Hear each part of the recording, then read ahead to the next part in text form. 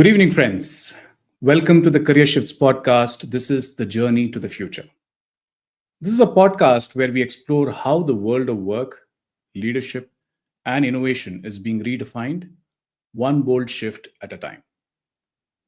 Let me hit you with two numbers. 70% of the global enterprises say that they are investing in AI, but only 15% of their people actually understand what it truly means. Now, let that sink in. We are in the middle of the biggest technology wave of our lifetime. And yet, most leaders, teams, and even universities are flying blind. Because this isn't a tool problem, it's a thinking problem, it's a fluency problem, AI fluency, which is the new business currency. And one who gets it, they won't just stay relevant, they will rewrite the rules. Few people have had a very closer view of the transformation, like our guest today, Sameer Dhanrajani. He is the CEO of AIQRATE, president of 3AI, former chief strategy officer at Fractal, and the mind behind AI strategy roadmaps for the Fortune 500 companies, university boards, and India's top GCCs. Whether you lead a global team, shape policy, hire talent, teach students, or just want to stay future proof, this episode is for you. Let's dive in. Sameer, welcome to the show. How are you doing? Thank you so much, Gopal, for inviting me, and pleasure to be part of Career Shifts podcast.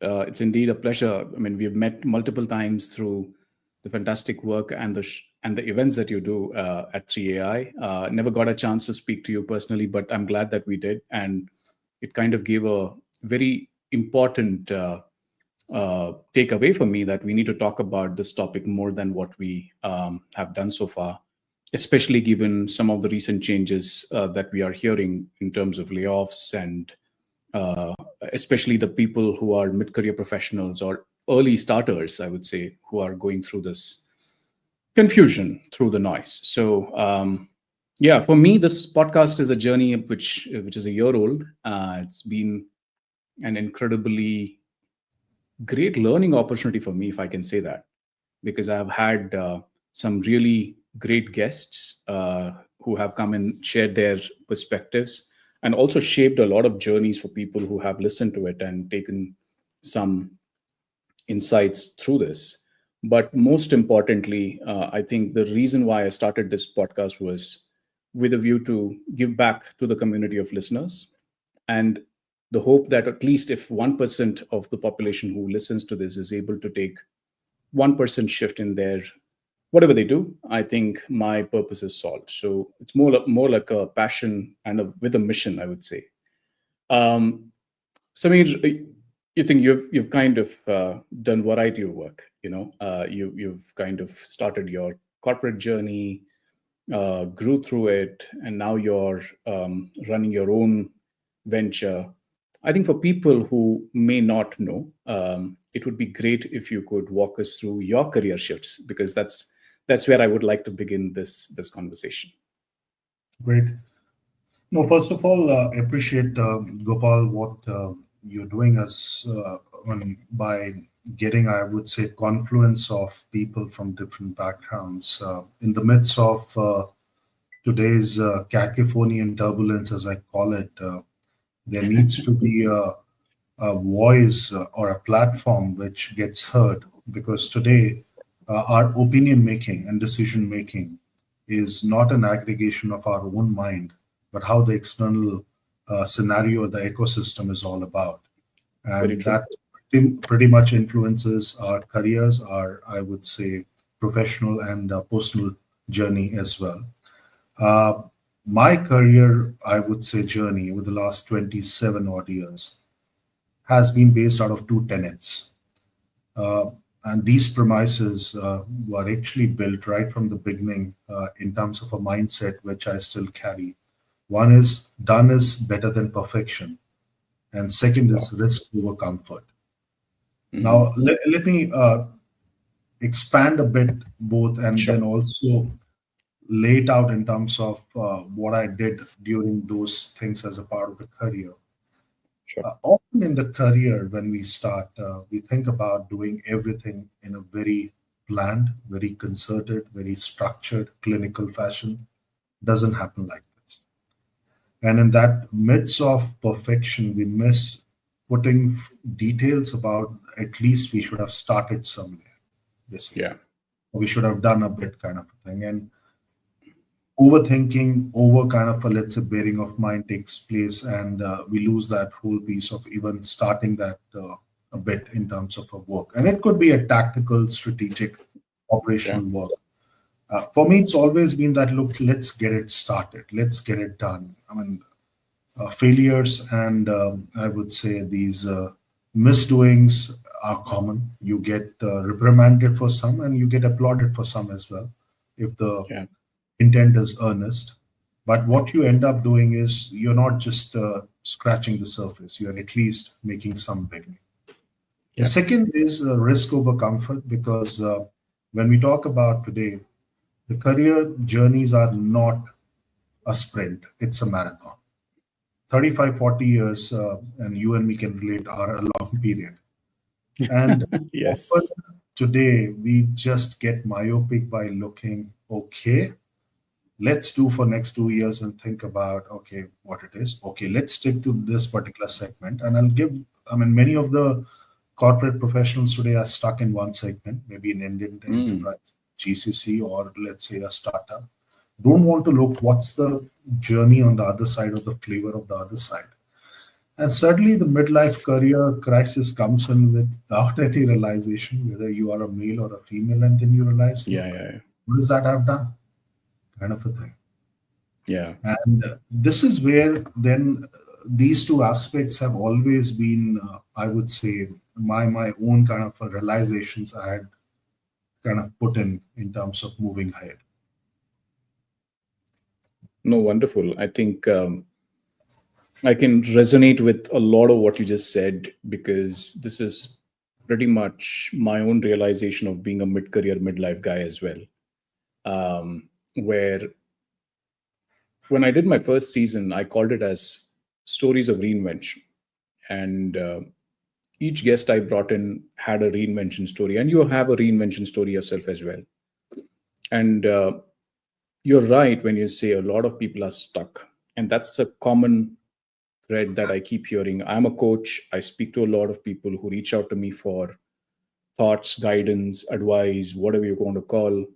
Everybody almost who is in the same age group is saying the same thing. What can be done to perhaps differentiate your world of work is something that is very important. And I hope through your story and the conversation, that's something that we're going to have now, gives guidance to people. Really hope that. Sameer, given where you started your career to where we are today, I think as an entrepreneur, I want to get a little deeper into that decision when you made of starting your own. It's never easy. It's never easy for a lot of people who are thinking about EMIs, or thinking about family responsibilities, perhaps even spouse not supporting because of, or not supporting financially, I would say. And it could be either ways. I mean, it could be men as well as women, and it makes it harder for people to take that decision. So you either make a choice of starting your own boldly, or you enter into it by accident, or you don't enter it in either ways, right? Because let's say in the current scheme of things, you got laid off, and you don't even know what to do, where to start. Why don't you share your journey of how you went through that decision, and what kind of support system helped you out and through this journey? Sure. Let me take a pullback, Gopal, and talk about my career journey a bit. Yeah. Candidly, I'm an accidental AI person. Uh, it was never planned. My Sure. journey started with being into CPG, Gillette, first company off the campus, and Gillette had entered India and they were trying to make a mark, and it was a great opportunity to really get into this world of consumer product group, CPG, CG industry, as we call it. Now, one Yeah. of the best parts about a part about CPG or CG industry is the speed of work, what they do. An example, if they're planning to launch a product, maybe on oral hygiene, let's say a toothbrush, uh, uh, Oral B is a product of Gillette now, which is a part of P&G. Yeah. Everything work backwards. Once you announce a launch date, the production, merchandising, marketing, supply chain, operations, branding, everything work in congruence. Backwards. Which means if it's a date is announced, there is no going back on that date. Now, which means every department, every business function have to come alive in terms of managing those timelines. And we're talking about that one SKU, and Mm. company in a CPG will have thousands of SKUs. Thousands of SKUs. Yeah. So, which is where that, first of all, the speed of thinking from a work before an execution starts coming in.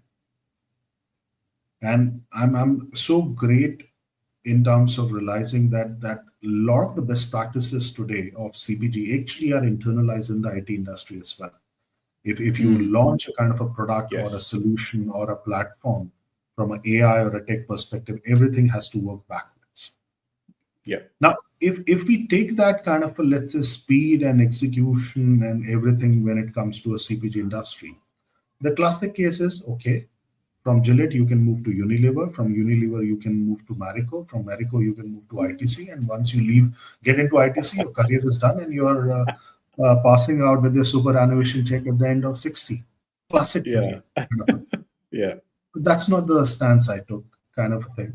It was early 2000 time. Tech was booming, and I said, "Look, Yeah. I got to do something." And the rigors of CPG very much proved out to be, I would say, a boon for me when I stepped into this world of technology. But over the last, then I would say, 22 years of my 27 in the tech AI analytics industry, I've jumped segments. So when I say segments, I've worked in, let's say, a BPM company like Jekis. I've worked in a GCC like Fidelity. From a GCC, I took a job of getting into a third party, which is Cognizant. So suddenly from a cost center, you are managing a P&L. And from a Yeah. Cognizant, I took a conscious jump to move into a smaller niche boutique company called Fractal. And at that point of Yes. time, when Fractal, I'm talking about 2017, Fractal was a niche and boutique company. So all these career shifts were with the realization that, look, at some level, I have to work in different segments, industry segments, Correct. because it's always a case where today we call it in a lighter way in that third parties really level you, makes you ground, and GCC pampers you, kind of a thing. And from Fidelity, when I took a jump to Cognizant, that's an anecdote which I would like to share. We all know GCCs work on this transfer pricing, cost center, cost arbitrage model as a part of the setup, Yes. and that's how it is. And any SIs or large tech company, bellwether company, will work on a P&L. So I was managing this analytics P&L way back in 2011. My first month, my uh, CEO, Frank D'Souza, at that point of time in Cognizant, called me that, look, why don't we get onto a call and let's do a business review? And that was the end of my first one in Cognizant. And the first thing he asked, okay, how does your P&L looks like? And I had no clue what does the P&L stands for. Because from Wow. just a cost sheet to a P&L sheet, that's a big difference. So that's Mm. exactly why some of these things, when you look from a career spanning 27, 30 years, any professional should realize that it's not necessary to move segments. I'm not Mm. talking about jumps. I'm not talking about, I would say, these different stints. But just like the life, the career cannot be a linear projection or a trajectory. And from Mm. there, then I took a stance that, look, I need to do something of my own. That was an internal calling with a very clear mindset that, look, if I don't do it today, is there another tomorrow which will come in? And look what happens. November 2020, 2019, when I step out on my own, March 2020, the COVID starts. 5 months Yeah. into being here, now as a kind of a reflection or a recapitulation of the past, you realize that, look, God, was it a right step? And in the first few months of COVID, I'm sure everyone can relate. No one Yeah, had a yeah. freaking clue what's going to happen in this So whole true. scenario. I mean, and that too with the realization, then I said, did I leave my corporate assignment in haste? But this Mm. is where then the seedings of your journey, anecdotes, illustrations become much more lively, that you realize that, look, yeah, all these decisions are somewhere to make you a better professional, if not the best. Yeah. No, I really liked what you said in terms of how you kind of looked at moving consciously from one industry to another, one role to another. And I think that's something that a lot of people don't find it comfortable in doing. I laughed at when you said PNL because that was one question. And I mean, I spent about uh, 18 odd years in HR.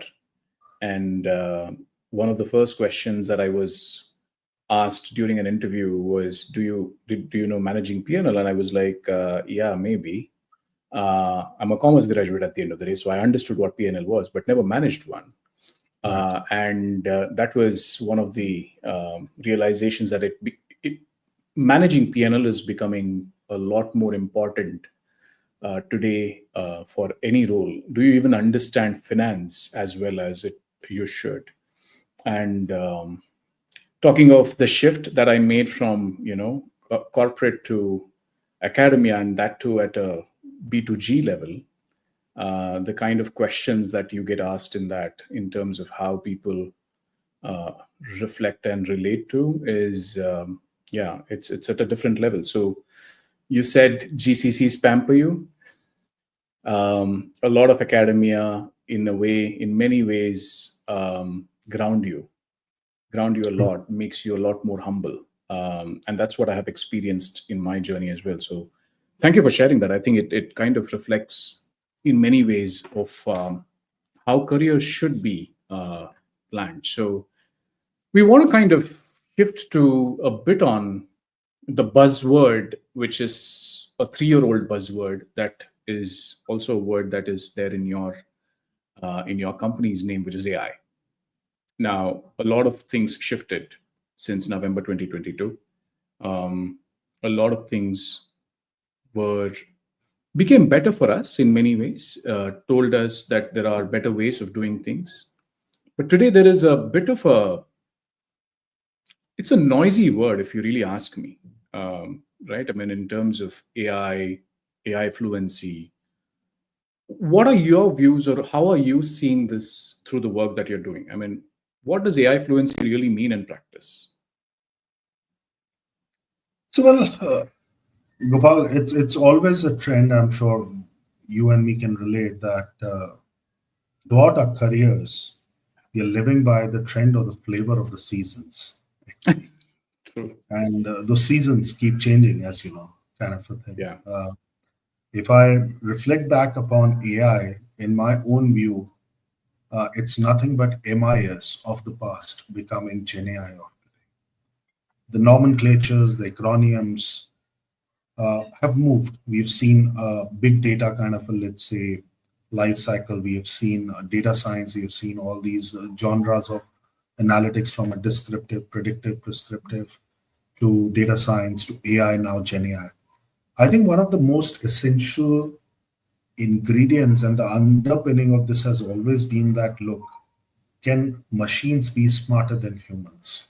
Or can data lead to decision making at your end or at the corporate or our enterprise end? Is the quintessential journey today. Yeah. Now, how much mature an organization is depends on how much data, decision making, algorithmic capability, computing power they have. But most important today, I think the very reason there is a kind of a, let's say, noise, a kind of a, let's say, resonance, there is a topicalness about AI, because One of the things which technology often misses is Mm. it really pervasive? We've seen many of these trends, you and me, in the past, Yeah, when a lot of exponential technologies, as we call it, have come in, created a lot of noise, cacophony, and then disappeared or fizzled out, kind of a thing.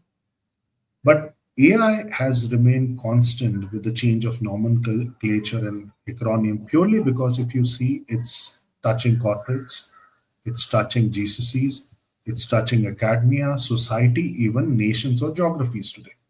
As correct. we speak today, 74 countries have their own AI policy.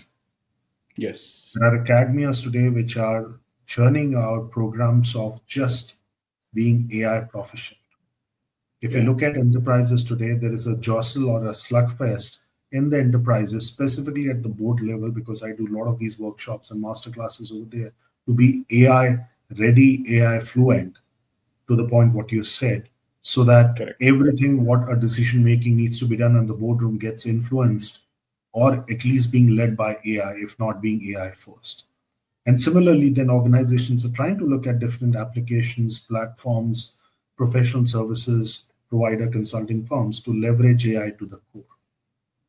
And that's true for society because today every segment of the society is trying. So there is a lot of pervasiveness in Yeah. AI, which is permeating in the deepest part of the segments across the different strata of academia, society, nations, and I would say professional side, and which is making this whole piece of AI not just being a technology, but a purely a kind of a, let's say, leeway for us to look how this can be done better. Mm. But Mm. of course, as it happens, every technology comes with their own pitfalls, deltas, or caveats. There is a flip side of that as well, which we need to discuss at some point of time during the podcast as well.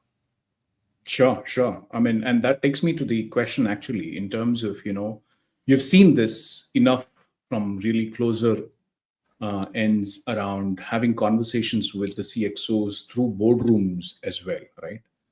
Um, my personal view, and may not be the same, of course, like you, is that there are a lot of leaders who are blindsided right now with AI. Um, what are your views on, are there is the decision making getting impacted on one way or the other because of AI? Um, and are people, are leaders, especially the CXOs, taking a right judicious call with the amount of data and information that they have?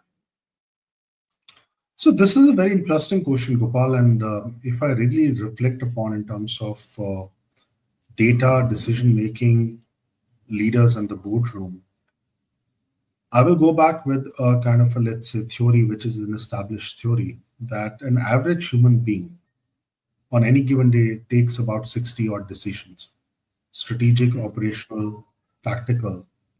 Yeah. And if you look at majority of these decisions, they are actually being influenced by our gut, intuition, hearsay, friends, colleagues, and spouses. Yeah, you heard it, Mm. spouses as well. Yeah. Now, the fact is, the same thing if you translate into corporate, Mm. there has been a series of these empirical evidences how the boardrooms, how the CXO senior leaders have taken decisions from the past, I would say, data, Yeah. past hunch, intuition. Now, the fact today is that those hunch, intuition, or kind of a hearsay, many of the time in this kind of a current turbulence and the kind of, let's say, geopolitical situation of the macro microeconomic environment what we're living is not working out. And that's why the decision making needs to be first real time. Mm. Because if we are speaking today and tomorrow there is no news untoward, I'll be surprised, kind of a thing. Because that's impacting each and every part of the industry segment. And which True. is where the algorithmic prowess of the machines are coming into the picture, where they're able to relay data and crunch it into impacting our decision making on a real time basis. So, should we leverage that AI? Yes, of course. Should we leverage that purely in terms of being blind and taking decision through AI? No, because that's where the human in the loop comes from, where Yeah. the wisdom or the experience what we have built over the past in conjunction with the machine is saying makes us what I will say a more accelerated way to kind of look into decision making, and which is where there is a quest today, Hmm. or there is a what I call a phrase, what I call it today, being AI supreme. I mean, Hmm. so there is a quest to establish AI supremacy amongst nation, among leaders, among even enterprises as well. You see Hmm. some of these kind of, let's say, US firms today, Microsoft, Google, to kind of a Tesla. I mean, it's a race against Yeah. purely True. who's more, or even Nvidia, who's more supreme on the AI. So, which Yeah. is where I think that piece of how today everyone needs to think that look, today when we are talking about Gen AI in a context, what is a Chat GPT or a Grok or a kind of a DeepSeek? These are nothing but your personalized decision making, inference, logical reasoning system on the fly. Because one of the best thing what Gen AI has done in a more advantageous way is it's democratized decision making, which means today how you're consuming a grok versus I'm consuming a kind of, let's say, chat GPT is different, but we are getting information what we require on a real-time basis, and that's Correct. personalized. So Yeah. which is where today enterprises have no option but to really look at that, look across the value chain of our business or their businesses, can they start democratizing decision making to ensure that it's like real time, the organizations are able to kind of stay relevant, which is a big, topical piece around resonance, I mean, of the companies that stay relevant, and they're able to take decisions on a real time basis actually. Sure. Sure. You know, when you're sharing about how boardrooms are looking at decision making, and shared the whole journey of how AI has affected us. I was doing a workshop for a bunch of college students last week. Of course, it was about AI and its impact on careers. I would have spoken to about 400 students, and I asked them, "How many of you use AI?" A lot of people said yes, almost 70 to 80%. Then I asked the question, "How many of you use ChatGPT?" 80% room said yes. How many of you use Gemini? 50% maybe. And then came the question of Copilot, hardly any. Um, and so awareness is very raw right now, especially when I talk about younger generation people. Who are they getting these awareness from? Perhaps their parents, bit also from people in academia, faculty members. Now, for a MBA student to be aware about the power of AI, who has absolutely no exposure, formal learning exposure to the world of AI, um, the world ends at ChatGPT, and that too unpaid version of it because it's free. Um, Now, if I have to make this person AI fluent, you know, what is it that I need to do? I know, I'm changing spectrum from one end, which is boardroom, to another end, which is completely novice or amateur, if I can call them, with the risk of knowing that I'll be um, called names for this. But still, I think in terms of how much use of complex AI algorithms have they used, the answer to that is no. What would your view on these students knowing or becoming AI fluency be? Like, what are some of the basic steps that they should know, do, etc.?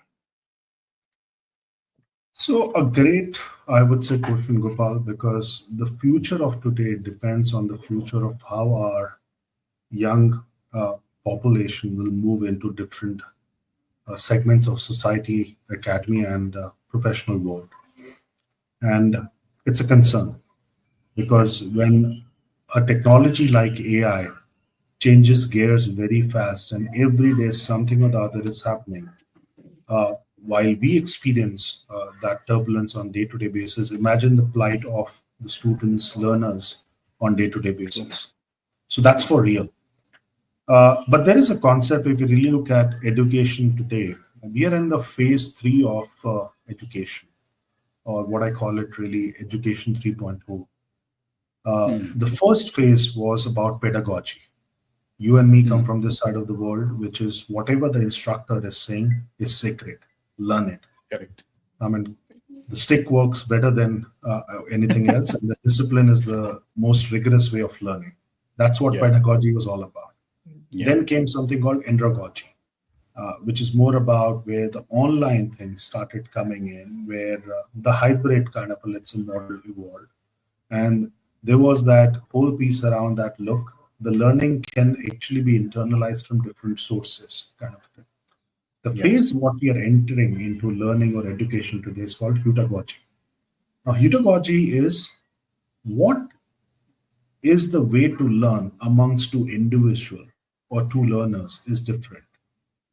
So Mm. why they should be learning the same subject, same theme, same kind of a curriculum for 17, 18, 20 years, even if we are in the same stream. So imagine, let's say both Wow. of us pick up science. So we Mm. go through this physics, chemistry, biology or physics, chemistry, engineering drawing. But let's say within Mm. physics, chemistry, engineering drawing, you may have more inclination on engineering drawing, but I will have more inclination on the isotopes or let's say these chemicals in the chemistry. Mm. So why I should be learning more about engineering drawing where my interest is in the chemistry? Of course, there Right. is always a passing mark, which we need to ensure that we remain. Yeah. But why the learning should stop and Mm. why we should not have that kind of a learning where the evaluation to the learning mechanism changes in terms of the content, the way we consume information. Yeah. So, which is where if I correlate that, and that has something also got to do with the reflection how the professional world should evolve.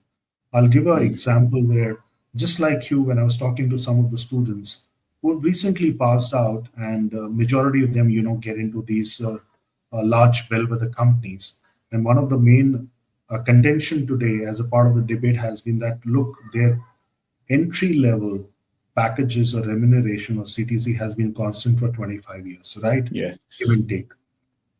Now, this is where my challenge to the enterprise or the corporate world is that we are pegging all these entry level students who are getting into jobs at the same level.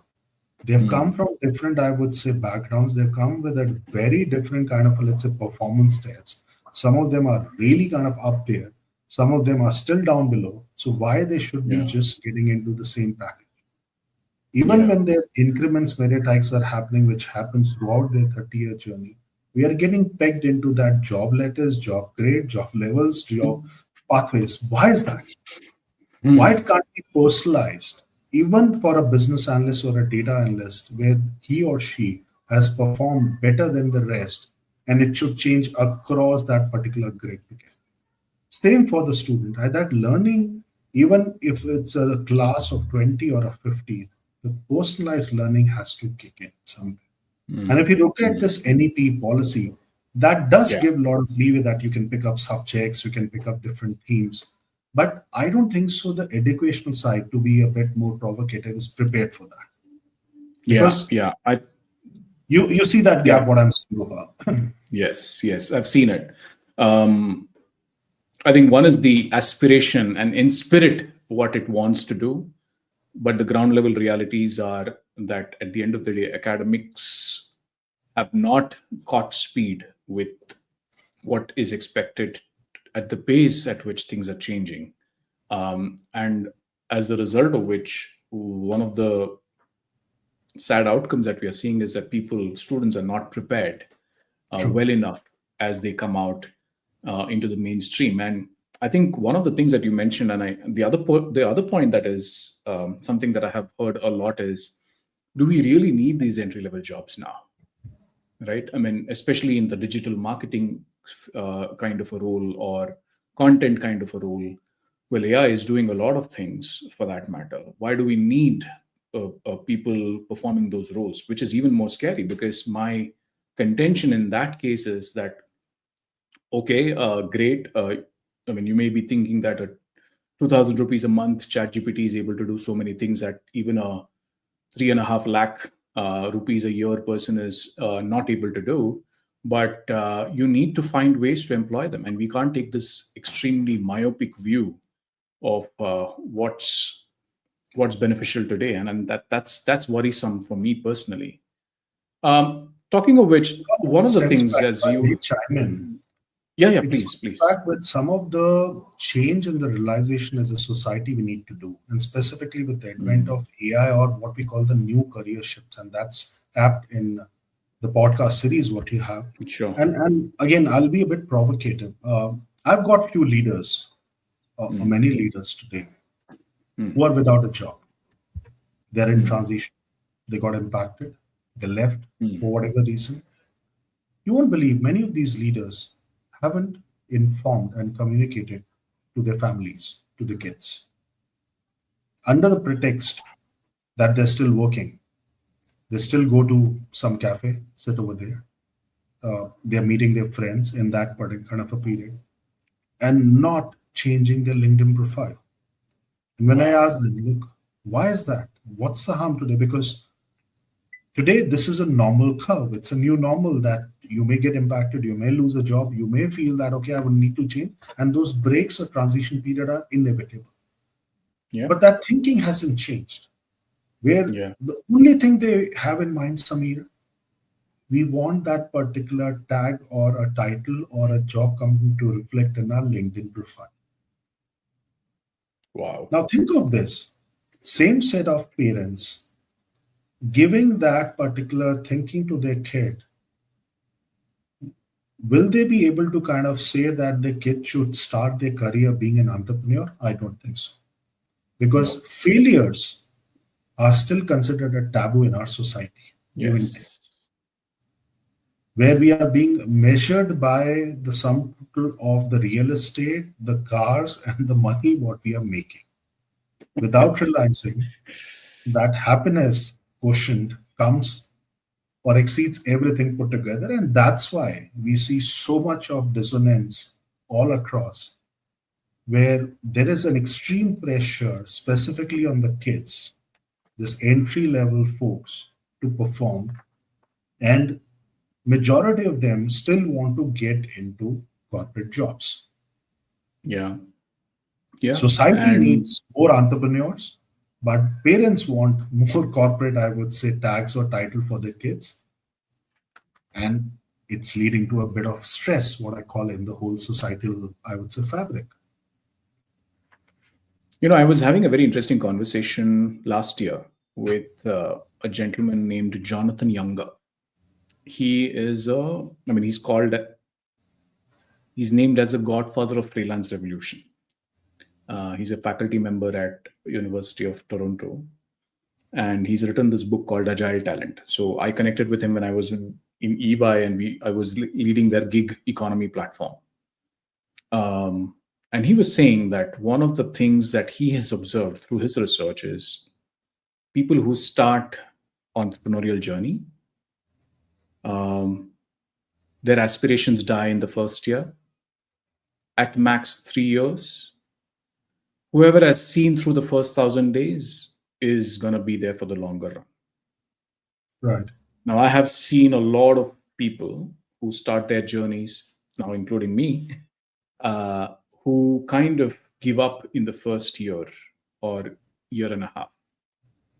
Now, why I'm bringing this to the conversation based on what you just said now is we aren't even training our students to, or for that matter, people in general, like the mid career folks as well, on what is entrepreneurship, how is it important to be an entrepreneur. And you spoke about failures considered as taboo. Absolutely. And we have a whole misplaced notion of happiness and a misplaced notion of stability. As a society, this is what we are embracing. What do you have to say? I mean, what is it that one thing that we could do to change this as a society? So simple. It's a question of breaking the pattern, Gopal. I mean, this mindset of the engineer doctor has to go away, kind of a Mm, thing. Today, if I look at the world of the new gig economy, as you mentioned, what are these kind of jobs? Influencers, content creators, gig workers. Within AI, if you really look, there are a lot of AI freelancers who are doing coding, who are building algorithms, earning rather much more money and happiness over yeah, even the yeah, established of the leaders. I think these jobs should be promoted and given a very structured thinking that look, it's not bad to create a content kind of thing. Of course, the content has to be right. It has to serve a meaningful way for society. Could be on the art, could be on the, let's say, sports, could be on those kind of genres. But more important is there is a mindset shift about that those erstwhile career needs to kind of be out, and the new age career needs to kind of come in, and the new age careers Mm, will not have any reflection of what we had in the past kind of a thing. absolutely. So which is where that breaking the pattern has to come in, right from, I would say, uh, from the mindset of parents to the academic institutions. And it should also be in a way promoted in our corporate culture, where internships should be promoted much higher than what we see by references today. I'm sure you and me and others in our ecosystem get references. Okay, get my son or a daughter for internship. Yeah, But corporate large at large should have much more a yeah, mature way and streamlined way of promoting internship. I mean, and it could be this is the only way the learner or the academy or a student will start understanding how a corporate startup, GCC, niche boutique AI firm starts working. I mean, we don't see that because we have made that internship more like a, okay, chalo karke dekh lete hain types. That doesn't work yeah, out, kind of a thing. yeah, yeah. True, true.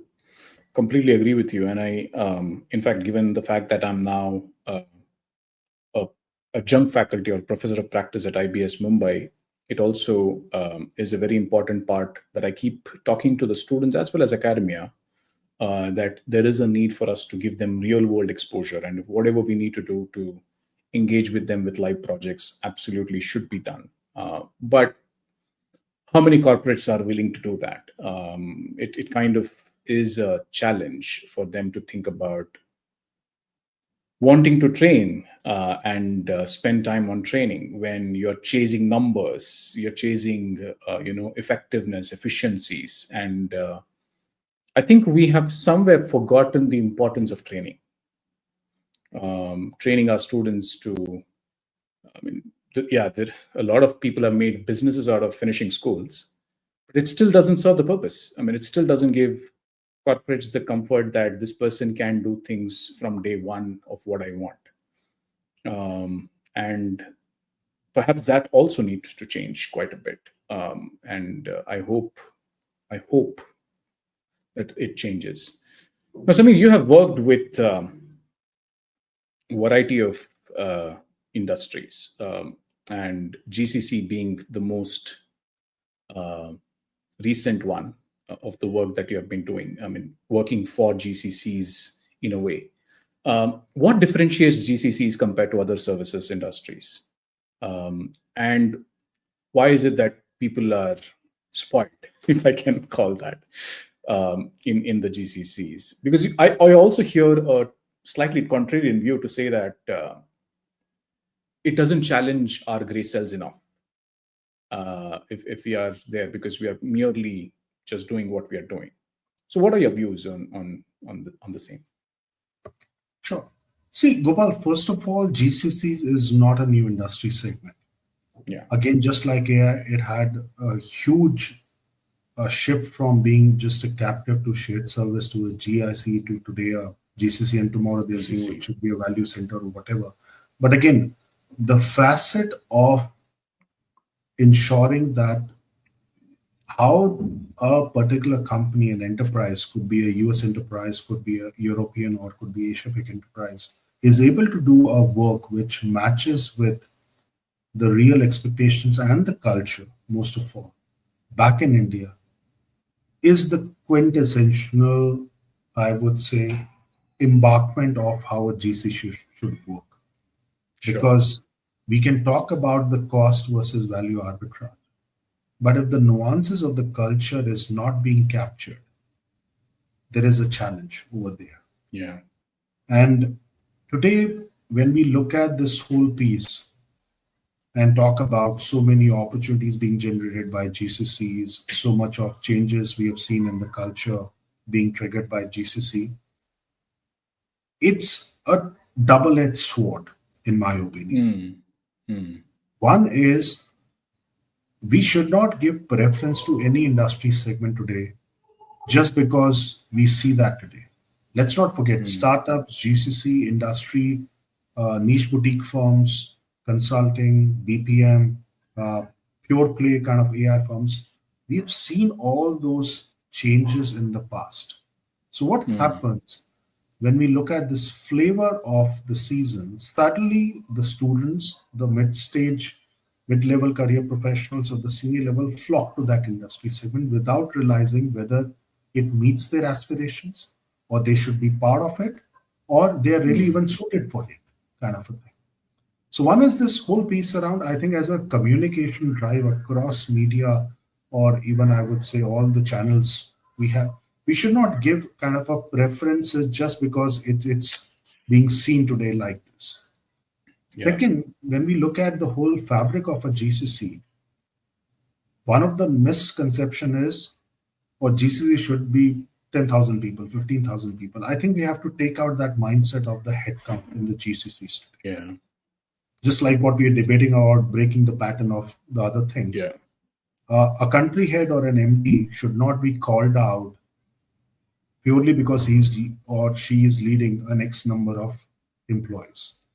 Yeah. Today, I think that piece around GCC should be that look, what is that impact, Mm. transformation, innovation they have brought back for the parent organization? Yeah. And that impact purely is nothing but going back to the principles of working in a third party. Does it impact the P&L? Innovation Mm. is not just about touting the IPs, it's also about how it impacts creating new product and services. And are those product and services from innovation have really served the market well? And transformation is nothing but is the GCC able to also demystify the value chain of the businesses, what the larger businesses are going through with AI, Gen AI, or any other new age technology. I think those facets of measurements, parameters have to come into GCCs and the external ecosystem to see and then say, look, how the GCC should then move to the next level. Versus what we are doing is we are comparing how many GCCs are getting opened every day, how many jobs they are getting created, and what's the level of kind of, let's say, new GCCs which will come in. I think that breaking that pattern is important from a GCC perspective. Yeah. Yeah. No, you're right. I think we are kind of getting stuck in, I would say, herd mentality at times, uh, following the trend, which may not really serve us in the longer run. I was talking to Lalit a few weeks ago, and one of the things that he said was GCCs require a very different kind of talent um, when it comes to their ability to think, do, act. Uh, Compare this with any kind of services organization, it's very different. And that led me to think about this question on, are we training people enough to be successful as managers, leaders? uh, yeah, I mean, at the risk of giving an idea for any academic institution to start a course on this, a question that I would have for you is, what is it that we as individuals, I mean, if I were to be a leader aspiring to for a role in a GCC, what is it that I can do, or what are the avenues that are available for me to be able to qualify to become a manager, leader in an GCC organization? Sure. See, the way it's evolving when we look at the job scenario in a GCC or even a larger corporate put together, Gopal, and this has never been felt as a tectonic shift. What is being felt today is there are three levels of segments of the buckets which are getting created. And this is irrespective whether you are an entry level to a mid level to a senior level. One, there's a great need for hands on technical folks who should be Mm. able to really kind of solutionize, who should be able to code, lead a team, not necessarily the large team, but a team which is equally apt in creating. new set of, I would say, AI, Gen AI, or exponential technology facets on the go. So, which Yeah. means a professional, and that experience doesn't matter because today an early stage professional is able to catch up with a lot of open source tool than a mid-size or a senior professional. You know why I'm saying that. True. Second level of bucket is what we call people who can sell. Now, your first reaction would be, oh, GCCs, do they need to sell? No, but by selling, I'm saying stakeholder management. By Correct. selling, I'm saying ambassadorship to the parent organization. By selling, I'm Correct. saying managing this whole piece around how that work needs to move to India, kind of, Correct. and that's a selling. You're creating Yeah. narratives which are very unique to GCC. A way today, I mean, and that's the reason we have seen how a Tesco or a JC Penney or a Lowe's or a kind of a Saks Fifth Avenue run, despite being in a retail segment of GCC, but they follow very different construct and narrative put together, which are very individual, personalized, and embedded as a part of the culture. So we need Correct. those kind of, let's say, selling champions to be part of those GCCs. Third is these SMEs, the subject matter expert. You could be in a supply chain, you could be in finance, could be in HR, you could be in operations, IT, but you got to be damn good at that. Because over there, the piece around that, that SME will interface with uh, that particular coder or that programmer. The programmer will interface with that selling champion. So all these three buckets have to talk to each other. And all these three buckets actually are very, very specific to the core work which is being done in the GCCs. Now, the Yeah. fact today is that are there enough learning programs, to your question, in the institutions today around this? No. Absolutely no, because right from a coder programmer, we still don't have that topicalness, as you mentioned, that the chat GPT is being learned by the students on its own. None of the Yeah. program academic institutions are talking about how the new age tools should be kind of, let's say, taught or, I mean, learned in the environment. And Taught. then we start Uh. questioning that, okay, teacher versus chat GPT, that's a different debate. Separate Second is that podcast. how Yeah. many engineering institute today in India have a program on selling, on sales? Really, really. Whatever I'm doing today, trust me, is a part of entrepreneurship. My experience of Gillette is coming into the picture, not the experience of GCC or Yes. third party. Purely because Yes. that piece of selling is very, very important. Selling is not just about putting a product or a solution or a services or upfront. Mm. It's about creating a narrative which is individual to your company, creating a kind of a point of view which is so germane that if it's not learned from the beginning, many of the folks, that's why we say there is a wide chasm or a divide today between sales versus technical folks, and the twain will not meet. This is the reason because it's not being done from a elementary or a college level. Third is SMEs, and that comes to your point purely from experience. And that's where the mid level, the senior level, will find much more suppleness to move into GCCs. Mm. Mm. You're talking about sales. One of the challenges that I have heard a lot, especially in the last couple of years, or maybe 5, 6 years now, is that people don't find sales careers aspirational. As if we were to look down upon a role in sales. As a result of which, when I talk to an insurance company, when I talk to a bank where a lot of these roles are sales heavy, they are unable to find people to serve those roles.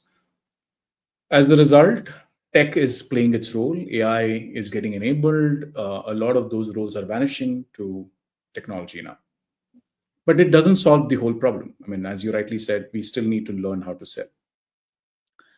Where are we as a society failing? What is it that we are not doing well, that we have started looking down upon sales? Well, I think more than the society, Gopal, it's somewhere again. I said it's a mindset, Hmm. which is where from the erstwhile we've been talking about being a doctor or an engineer, and both of them don't Hmm. need to sell. I mean, I've hardly heard any of my friends as a parent saying, "Okay, kid, you got to be a perfect salesman." You look at the history, but today, Fortune 2000 companies, majority of their people who are the CEOs or CXOs are coming from sales background Yes. over there. And that's true even for technology. The best of the people who've been part of sales and business development have become the CEO. And I'm not by any means diminishing any other kind of a segment. But the fact is, just like AI, sales is again not for the faint heart. This is where somewhere we are saying that we are construing sales as target accomplishment. It's not like a movie like a rocket sync kind of a thing. Somewhere as a society, we don't market ourselves. A case in point today, this whole ceasefire versus kind of a war versus a kind of a truce, the narrative is not coming out. It's all about sales. It's all about a POV. I Yep. mean, and that's why we kind of struggle. Second, we often construe sales as being articulative. No. Mm. Look, in India, only 1% people are articulative, including Shashi Tharoor. Kind of a way. But the fact is, to me, articulation is not that fancy, sophisticated vocabulary or that kind of, let's say, Mm. you need to have a finish. No, as long as you're able to put your word, your language across, irrespective of Mm. whatever language you speak, it's perfectly Mm. fine. But that again stems from the fact, Gopal, what I mentioned in the beginning. As a society, we are still afraid of the failures. Mm. And you know that being in the academia, being on the corporate, how many times when actually the students or the professionals have talked about failures, we still have looked at them not with the right spirit. Largely, I'm saying, kind Yes. of a thing. Yes. But Very it's true. Very changing. But the change is not fast enough. I mean, because we are talking about a change which should impact all our population. correct. That's not happening that fast. And which is the reason why mid tier two, tier three, sometimes institutes are struggling, kind of a thing. They have Mm. a great intent, but back to articulation, we are focusing on learn first articulation. No, is he or she able to put across the word properly? Perfectly fine. And which is where you see why today many of the sales and business development jobs are being vacant because applicants are not there basically. Yeah. Because Yeah. they're getting into this AI, they're getting into this engineering kind of, they're getting into other kind of a mood. But that's a challenge today. Mm. Mm. Yeah. We really need to do something about this doctor versus doctor and engineer aspirations. I have a 13-year-old or 14-year-old, sorry. And we often have a conversation as to what is it that he wants to do. And I keep giving him different career aspirations. Like the other day, I was talking about how about a career in law, and he was like, उसमें बहुत पढ़ना पड़ेगा. I said, yeah, with AI, you don't know what will happen. Let's see. But I agree. We need to do something about it.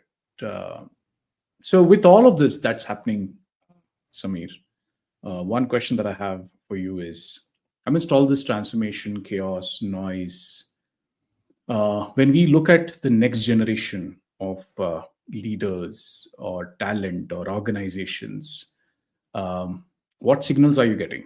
And, are we still moving in the right direction? And what is giving you hope?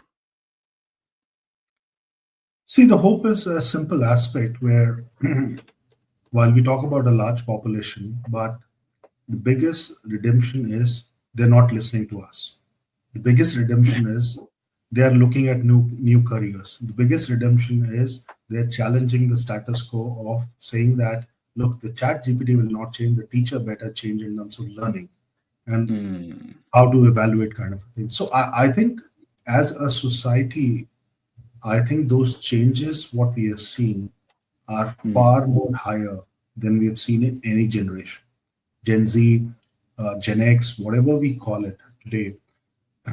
One, there is no fact, denying out here that they're far more mature, far more understandable, receptive to what we were in our own age. And Oh, that's purely yes. because of the knowledge revolution. Second, they're seeking very different careers as opposed to kind of what we have seen or we even heard in the past as well. Third, I think True.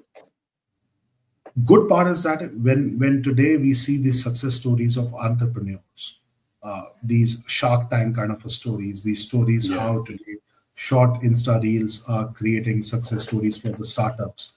that is resonating in the youth, that can I start something of my own even at 21, 22, 23. Mm. And good part is that the peers, what they have, because they don't listen to us, they listen to their peers or the friends. That piece of that ecosystem today is also bouncing many good ideas that look how one should work in that ecosystem. So the peers are Mm. telling, "Go, why don't you go and try," kind of a thing, as opposed to our own friends in our own lifetime used to say that, "Look, why do you have to do any such thing?" So that piece of generational Yeah, very change has different. arrived, kind of Yeah. a thing. And one of the best thing I've seen, Gopal, which I've not seen earlier, and I'm sure you can reciprocate, is the change in the tier two, tier three cities. Yes. The new generation over there is far more entrepreneurial, far more open to risk, and far more in a mode of saying that, look, it doesn't worry to me if I am from, let's say, a small town or a kind of a, let's say, district or a village. I'm going to make a difference. And Yeah. they don't care about that, basically. So, which is a W- great, what I say, uprising we have seen within Yeah. India, where these barriers of the past are opening up, or rather have Yeah. already opened. So, which is a great redemption. And good part is that yes, we have those today. A lot of those game-changing laws, game-changing kind of systems, which are encouraging this generation to perform better. Yeah. Yeah. Agree. One word I can say is that they're all hungry, which is something Absolutely. that we in tier one cities are struggling with. I think we have kind of lost the hunger and the passion quotient somewhere along the way. Well, Sameer, thank you for doing this. I think we kind of discussed some really interesting aspects of things that affect us, things that affect the generation who's currently going through what they're going through, as well as future who will experience this new change. Any parting thoughts that you have for the audience who's listening in?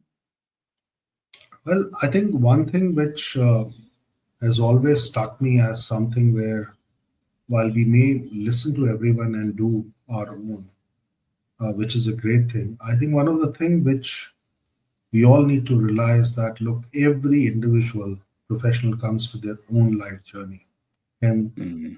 you're doing a great job, Gopal, by unraveling the life stories of the professionals, because often, at least for me, I've never sat down in that kind of a cogitative mode and be open about, in a very candid way, that look how these things are all about. But this is where I think every professional will have to take thing in their stride, that do not measure the Mm. success or the failure of the professional journey by the, I would say, the output of the companies or the business you've generated or the work you've done. It should be, have you been able to create your own experiences over Impact. there? Yeah. And if Yeah. those experiences are not memorable, you have not lived, basically. And Yeah. and that's where some of the things in the day-to-day conundrum gets lost, that we are not able to kind of relate to that. At some level, those mid-age crisis will come in, mid-career crisis will come in. At some level, there'll be an internal calling. At some level, many of us may not see that 60 age for whatever reason, and God Yeah. forbid. But these are the realities of life today. So in that midst, if you are not able to create those memorable experience throughout, then I think we are just doing a daily chore, which to me, Mm. we haven't lived enough. Yeah. Yeah. No, very powerful. I completely agree. But I also believe that sometimes being able to say this, what we just said, for a lot of people is luxury. They feel that it's okay for people like Gopal and Sameer to say this. They don't realize and understand our challenges. And they may be true, they may be right as well. But through the work that I keep doing, and I'm sure you in your own way, one of the things that we need to keep on pushing back is show them the mirror, give them the space. And if they are able to look at themselves a little more closely, they'll realize what they're missing in life. Well, the perks So I of an hope, entrepreneur always, Gopal, to your point, is that we are allowed to be provocative. That's the perk of being an yes, entrepreneur. Absolutely. And we have absolutely, earned it. absolutely. Let's call it, we've Yeah, earned yeah. it. Absolutely. Great. Well, thank you so much. So, people listening in, thank you for being part of this journey so far. I think what Sameer got us in terms of his perspectives, ideas, thoughts were extremely um, his lived experiences, if I can call that, and some may have been provocative, but all with an intent to really push the needle harder in terms of us realizing what is it that we need to be doing in our careers, in our lives. Samir, thank you for joining in, and not just as a strategist, but as a storyteller of what's unfolding beneath the surface of work. You helped us see what often gets missed in AI, shiny AI decks and corporate transformation plans, which is the pressure leader feels always to have the answer, the silent uncertainty of professionals caught between old expertise and new expectations, and the gap between knowing change is coming and feeling ready for it. So this wasn't a conversation just about AI, it was a conversation about awareness. And we wanted to do our bit to raise that to the level that we wanted to be. About fluency, not just in tech, but in thought, not just in skill, but in self. And maybe that's what leadership now demands. Not just the clarity of vision, but the courage to evolve, to pause, to unlearn, to ask better questions, to even the world that wants fast answers, just like the 10-minute fast deliveries that we all expect. To all of you listening in, whether you're building a GCC, leading a transformation, entering workforce, or wondering where you fit in a world that won't slow down, I hope this episode reminded you that this is the new world of work. If something stirred you during this conversation, share it with your colleague, with the team, with someone who's stuck in their careers, comfort of yesterday and chaos of tomorrow. Because the future of work is here. It's not arriving someday, it's already here. And it's asking us, all of us, to show up differently. Until then, until next time, stay awake, stay adaptive, keep listening in to the journey to the future. Thank you so much. Thank you, Gopal. Thanks for inviting me. Thank you so much for that. Thank you. Absolutely. Thank you.